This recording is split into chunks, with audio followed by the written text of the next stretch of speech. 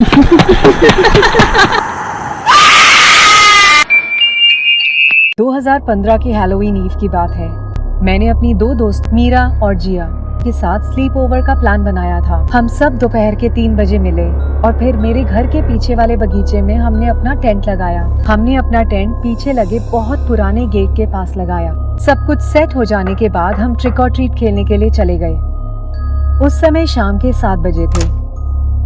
हम अपने और दोस्तों से भी मिले और हमने बहुत मजे किए। फिर लगभग 10 बजे हम घर वापस आ गए। हमारी शाम बहुत ही शांत और अच्छी जा रही थी। हमने खाना खाया और फिर ट्रूथ और डेयर भी खेला। जब बहुत ज्यादा रात हो गई तो फिर हम सोने चले गए। बगीचे की छोटी लाइट्स बहुत कम रोशनी दे रही थी और अंधेरा बहुत हो चुका था, तो हम आराम से सो गए। आधी रात हो चुकी थी और न जाने ऐसा कुछ हुआ कि हमारी नींद खुल गई। पीछे के गेट से चरमराती हुई आवाज आ रही थी। मीरा नींद से उठी। क्या तुमने ये आवाज सुनी? वो बहुत सहमी हुई थी और जैसे ही उसने ये बोला, हमें बाहर से किसी के खांसने की आवाज आई।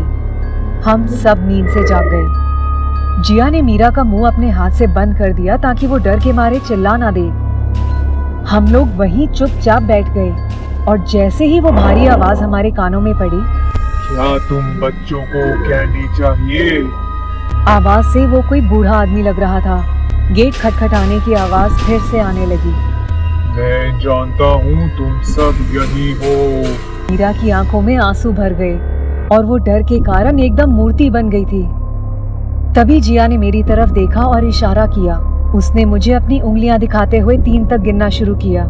3 गिनते ही हम सब तेजी से वापस घर की ओर भागे। मुझे नहीं लगता आज जो हुआ वो मैं कभी भुला पाऊंगी। जैसे ही मैं घर के दरवाजे के पास जाकर मुड़ी, मैंने उस आदमी को देखा। उसके लंबे सफेद बाल थे, दाढ़ी बहुत गंदी और अजीब सी थी। उसका चेहरा बहुत डरावना था।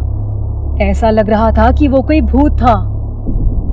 शक्ल से वो भूखा लग रहा था, पर इंसान की तरह नहीं, किसी दरिंदे की तरह। ऐसा लग रहा था वो उसी समय हमें मार देता। हमारी किस्मत अच्छी थी कि उस गेट का दरवाजा लॉक था। बहुत कोशिश करी उस दरिंदे ने अंदर आने की, पर असफल रहा।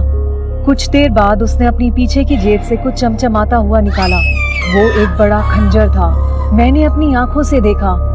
डर के मारे हम घर के अंदर भागने लगे और सीधा मेरी माँ के कमरे में पहुंचे। माँ ने मेरी बात पर विश्वास नहीं किया, पर जैसे ही उन्होंने खिड़की के बाहर झांका, उन्होंने हमें अपने कमरे के अंदर रहने को बोला और दरवाजा अंदर से लॉक कर दिया। फिर उन्होंने पुलिस को फोन किया और पुलिस से बात करने लगी। वो फोन पर बात ही कर रही थी कि अचानक से मेरे घर के मेन दरवाजे से खटखटाने की आवाज आई। फिर ऐसा लगा कि कोई दरवाजा तोड़ने की कोशिश कर रहा है। बाहर से एकदम पुलिस कार के सायरन की आवाज आने लगी और माँ ने फोन रखा।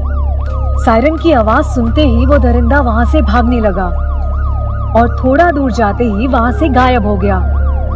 पुलिस उस आदमी को पकड़ नहीं पाई क्योंकि वो आदमी किसी को दिखा ही नहीं। हमने सारी कहानी पुलिस को बताई, पर वो फिर भी उस दरिंदे को ढूंढने में असफल रहे।